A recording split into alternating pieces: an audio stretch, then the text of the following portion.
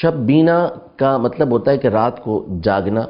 اور ہمارے یہاں اس کا مطلب یہ ہوتا ہے کہ رات کو رمضان کی جو بالخصوص آخری راتیں ہوتی ہیں اس میں جو حفاظ ہوتے ہیں، حافظ ہوتے ہیں، وہ قرآن مجید فرقان حمید کی تلاوت کرتے ہیں۔ مختلف مقامات پر اس کا انعقاد کیا جاتا ہے، اور ساری رات میں بعض اوقات 3 راتوں کے اندر، بعض اوقات 5 راتوں کے اندر قرآن مجید فرقان حمید ختم کیا جاتا ہے۔ فی نفسی ہی اگر دیکھا جائے تو بہت اچھی بات ہے کہ قرآن مجید فرقان حمید کی تلاوت ہو رہی ہے، لیکن اچھا کام اسی وقت اچھا ہوتا ہے جب کہ شریعت مطہرہ کے اصول کے مطابق ہو۔ اگر کوئی خرابی اس طرح کی آتی ہے تو پھر لازم ہوتا ہے کہ اس خرابی کو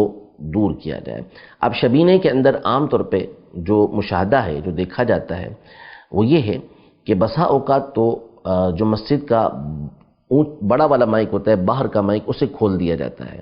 جس کی وجہ سے جو آواز ہوتی ہے وہ پورے علاقے کے اندر گونج رہی ہوتی ہے۔ یہ طریقہ کار ٹھیک نہیں ہے۔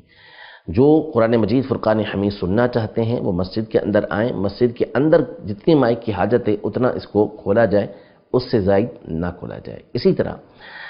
اس شبینے کا جو مقصد ہے وہ قرآن مجید فرقان حمید کی تلاوت کرنا اور تلاوت کو سننا ہے، لہذا حفاظ کو چاہیے کہ جس طرح قرآن پاک پڑھنے کا حق ہے اس انداز میں قرآن پاک کو پڑھیں، اور جو لوگ سننے کے لیے آئے ہیں وہ سننے کے لیے آئیں اور اس کو توجہ کے ساتھ سنیں، کیونکہ دیکھا یہ جاتا ہے کہ بعض اوقات مسجدوں کے اندر اور بعض اوقات